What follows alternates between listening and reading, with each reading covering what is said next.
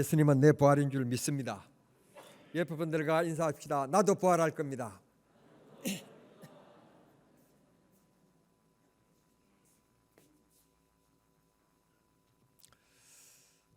우리가 성경을 읽어나가면서 성경에 이런 말이 있고 이런 말이 있다고, 교훈적인 말씀이 참 좋다고, 마음의 양식이 된다고 그렇게 말할 때도 있고 말하게 될지 모르지만, 만약에 성경 가운데서 예수님께서 죽었다가 부활이라고 하는 말씀이 없다면 기독교나 무당이나 아무 별반 차이가 없을 겁니다. 기독교를 고급 종교로 분류하는 이유, 타 종교보다는 기독교를 생명의 종교라고 분류하는 이유, 그건 예수님께서 십자가에 죽으신 이후 부활하시기 때문에 그렇습니다. 예수님의 부활은 곧 우리의 부활인 것을 믿습니다. 우리는 이 세상 살아가면서 해결하지 못하는 문제 한 가지가 있습니다. 우리나라가 얼마나 눈부신 발전을 하고 있는지 잘 모릅니다. 엄청납니다, 여러분. 러시아와 우크라이나가 전쟁이 일어났는데 폴란드에서 우리나라에서부터 수입해 간 전차를 전투 주력 전차로 두고 그동안에 자기들이 쓰던 전차를 우크라이나에게 제공할 만큼 세계 속에요, 대한민국은 대단한 나라입니다. 대한민국에 대한 긍지가 없어서 아멘이 크지 않으니까 안 할 말 한 가지만 하면요, 2001년에 김대중 대통령께서 우리 자체적인 전투기를 가질 수 있도록 개발하라,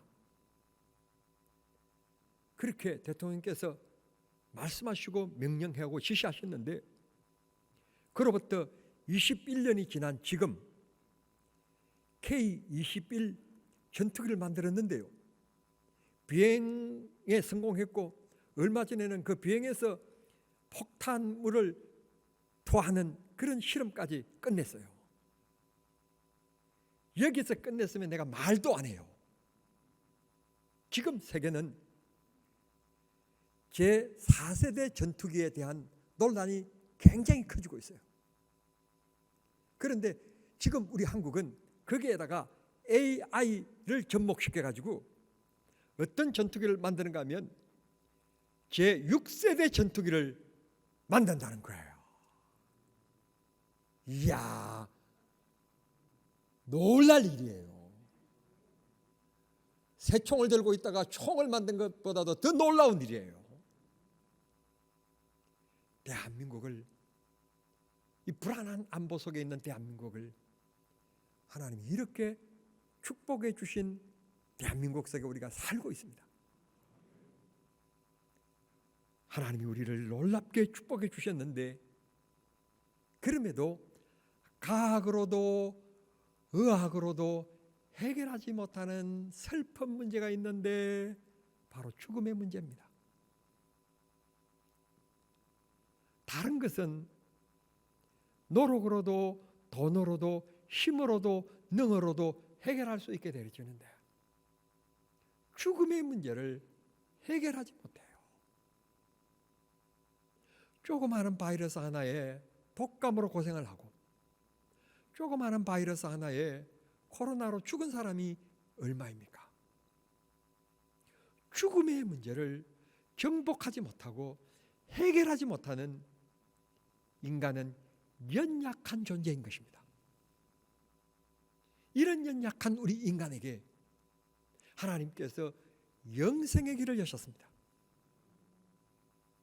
세상에 자기 아들을 원수에게 내어주는 법이 어디 있습니까? 하나님이 아름다운 에덴 동산을 만드시고 그것에 인간의 자유함을 주셨습니다. 그러면 인간은 하나님을 잘 경배하고 잘 섬길 줄 알았는데 이게 웬일입니까?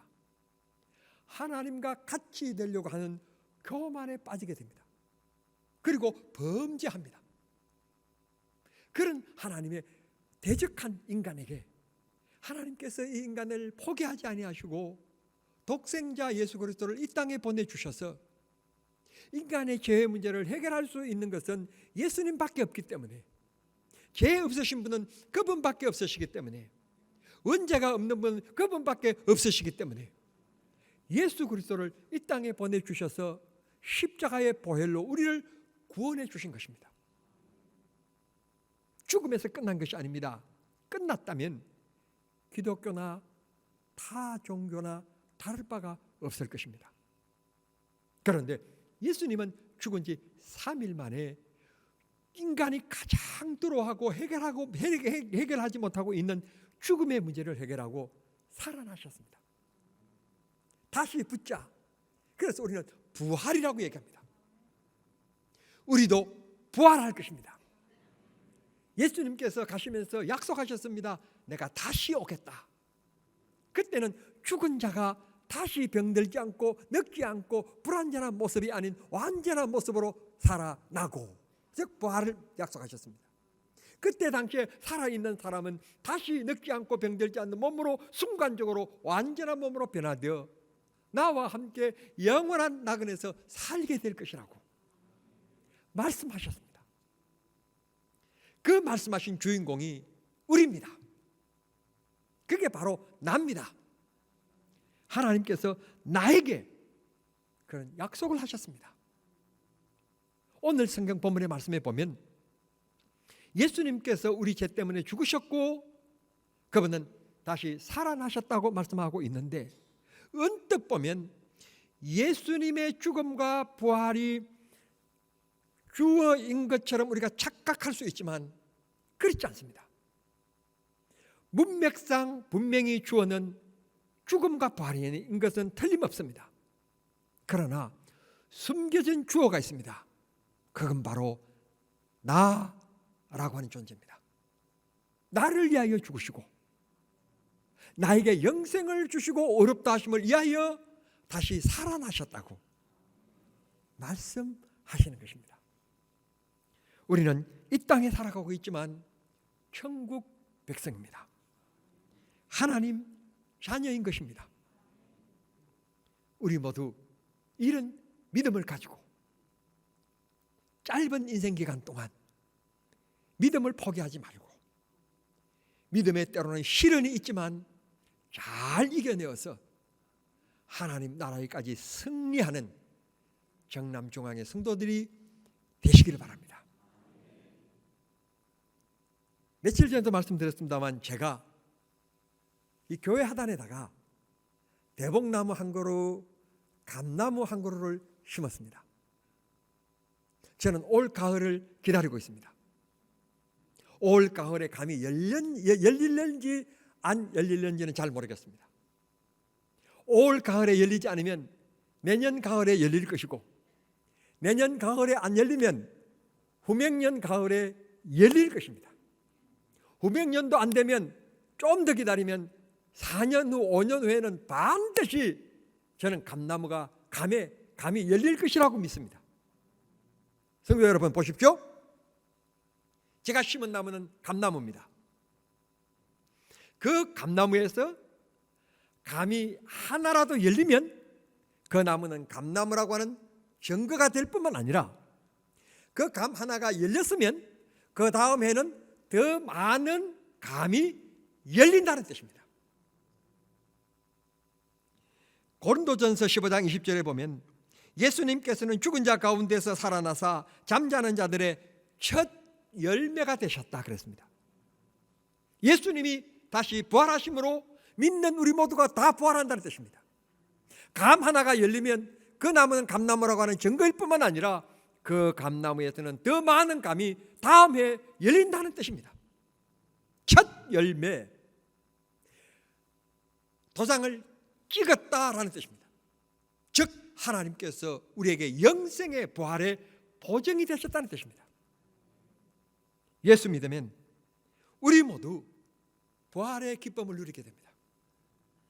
부활의 은혜를 누리게 됩니다. 고린도전서 15장 43절 말씀대로, 그러나 우리는 이 세상 살아가면서 매 순간 약함을 경험하면서 살아갑니다. 부족함을 경험하며 살아갑니다. 죄를 지으며 살아갑니다. 그러나 염려할 것 없는 것은 주께서 너는 나의 백성이라고 인치셨고 부르셨기 때문에 염려할 것 없습니다. 우리는 하나님의 백성입니다. 이사야 9장 1절의 말씀 보시면 흑암 중에 있는 자들을 해방시키셨다고 했습니다. 이스라엘 백성들이 타국의 억압을 받고 있을 때 하나님께서 그들을 해방시켜 주신 것에 대한 역사적인 말씀입니다. 이걸 신학적인 말씀으로 다시 우리에게 적용한다면 죄악 가운데 있는 우리들을 예수님께서 십자가를 통하여서 해방시켜 주셨다는 말씀입니다. 죄의 문제를 예수님께서 해결하셨습니다. 그리고 예수님은 부활하신 후 13번 제자들과 사람들에게 나타나셨습니다. 13번 나타나시면서 13번 모두 그들이 당하고 있는 문제, 그들이 안고 있는 문제를 해결해 주셨다는 놀라운 사실을 우리는 성경에서 만나게 됩니다. 오늘 부활의 주님을 우리가 만나기만 하면 어떤 인생의 역경과 어려움과 환난이 있어도 주님이 해결해 주실 줄을 믿습니다. 주님을 만나는 부활의 아침이 될 수 있기를 바랍니다. 주님 앞에 고백하기를 바랍니다. 주님을 나의 주인으로 모십니다. 내 마음에 오시옵소서. 고백하면 주님이 내 마음에 오셔서 나를 주장해 주실 줄을 믿습니다. 인생은 선택입니다. 결혼도 선택이고 직장도 선택이며 음료수 하나 마시는 것도 내 선택입니다. 잘 마셔서 상쾌하기도 하는가 하면 잘못 마셔서 배앓이를 하는 경우들이 있습니다. 오늘 여러분들은 참으로 인생길에서 귀중한 선택을 하셨습니다. 예수 그리스도를 나의 구주로 여러분 마음속에 영접하는 귀한 선택을 하셨습니다. 물론 이 선택조차도 하나님의 은혜입니다. 여러분들이 이 선택함에 대해서는 바로 부활이 보장되어 있고 하나님 나라가 보장되어져 있습니다. 서울 소망교회를 담임하셨던 지금은 울로 목사가 되신 곽선임 목사님 책에 보시면 그 교회 권사님에 대한 실화의 이야기를 소개하고 있습니다. 권사님이 일찍 홀로 되셔서 어렵게 사시다가 이 일을 해야 되겠다.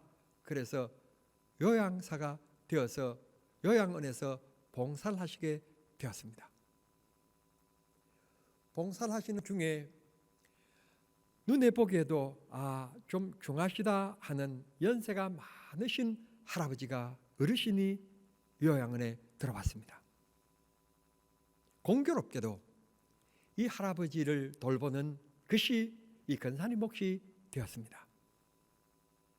권사님은 아버지를 모시듯 지극정성으로 요양사에 책임을 다하여 이 할아버지를 잘 돌보게 되었습니다. 시간마다 욕창이 나지 않도록 이쪽 저쪽으로 뉘어드리고 기저귀를 갈아드리면서 청결하게 닦아드리고 바쁜 요양사의 일가 가운데서 시간이 날 때마다 마을 동무가 되어 주었습니다. 이 어르신이 점점점 회복해 가는 것이 아니라 연세가 많으셔서 기력이 더 쇠하여져 가시는 것입니다. 그렇게 3개월이 흘러갔던 어느 날 이 할아버지가 본인을 돌봐주는 이 권사님의 손목을 꼭 붙잡으면서 얘기를 합니다. 나하고 결혼합시다. 갑자기 이 권사님이 충격을 받습니다. 이 할아버지가 드디어 치매가 왔는가.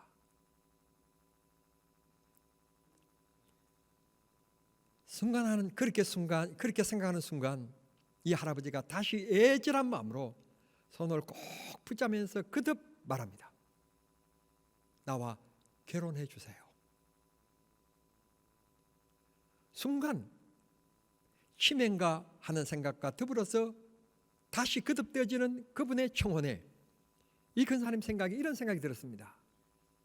젊었을 때 내가 가부되었는데 한 번 가부나 두 번 가부나 가부되는 건 마찬가지인데 이 할아버지가 내일 죽을 줄도 모르는데 내가 그렇게 사랑스럽게 보인다면 결혼해 줘야 되겠다.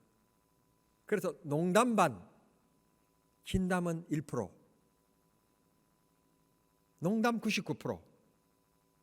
그래서 대답하기를 그까짓 그랬습니다. 그까짓 결혼합시다.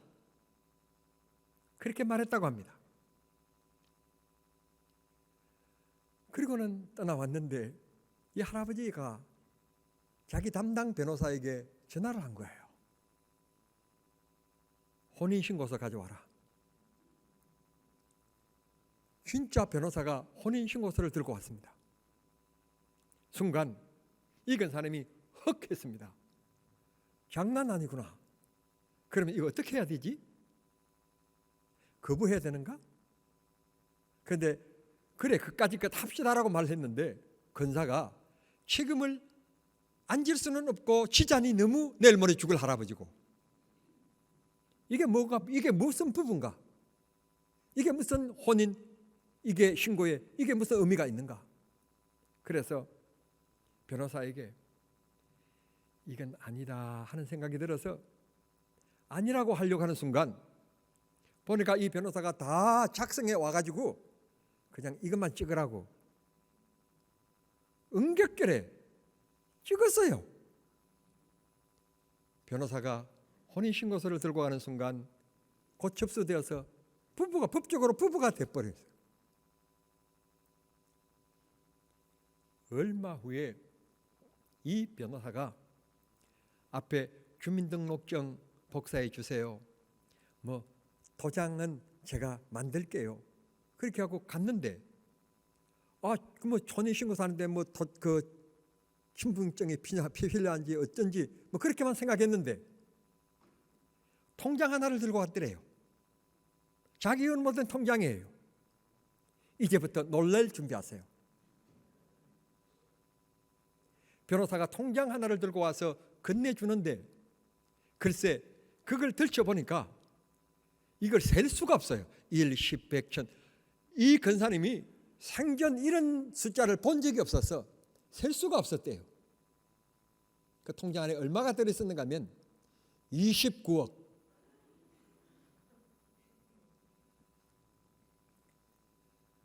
세금 문제 다 해결됐습니다.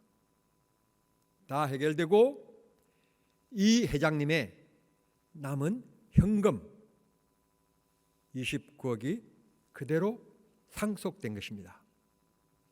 29억을 받았습니다. 이 근사님이 이거 제가 어떻게 된 일인가? 정신을 잘 차리 못했다고 그럽니다. 그리고는 며칠 만에 이 할아버지가 손을 꼭 붙잡고 하는 말이 내 평생 가난 속에서 앞만 바라보고 사업만 해오다가 병을 얻어 요양원에서 이 요양원 저 요양원 다녀봤지만 비록 짧은 3개월이었지만 당신처럼 직업정성으로 사랑으로 직업성이 아닌 본 마음으로 나를 살펴주는 것은 처음이었소. 고맙소. 3개월 동안의 그 사랑에 보답하기에는 내 생각에 29억은 너무 적은 돈이지만 이 돈이 3개월 동안 나에게 베풀어준 사랑에 대한 보답이 되었으면 좋겠소 라는 말을 남기고 며칠 만에 두 눈을 감고 세상을 떠났다고 합니다. 사랑하는 성도 여러분, 3개월의 사랑에 감격되어서 부동산들은 자식들에게 다 주었고 상속해 주었고 본인 이름으로 통장에 남아있는 이 30억이 넘는 이 돈을 세금으로 다 정리하고 순수하게 남은 돈 29억을 알지도 못한 3개월 동안에 베풀어준 그 사랑에 너무 고마워서 그 여인에게 주고 간 것입니다. 하물며 한평생 동안 주님을 섬기고 주의 이름으로 헌신하고 봉사하는 우리들에게 주님이 어찌 좋은 것을 주시지 아니하시겠습니까? 어찌 영생의 천국을 우리에게 주시지 아니하시겠습니까? 부활하신 주님이 오늘 우리들에게 약속하십니다. 믿는 자에게는 능치 못함이 없고 고린도전서 15장 58절의 말씀대로 주의 일에는 결코 빈손이 없고 헛된 것이 없다. 신명기 28장에서는 너희 자손들이 복을 받으리라 약속하셨고 요한계시록에서는 빛난 면류관을 주실 것이며 주님과 함께 천국의 황금길을 걷는 놀라운 기쁨의 감격도 있게 될 것이라고 말씀하셨습니다. 성도 여러분, 주님을 따른다고 하는 것은 결코 쉬운 일은 아닙니다. 고난도 있고 어려움도 있습니다. 기독교는 약한 것 같지만 영생의 종교입니다.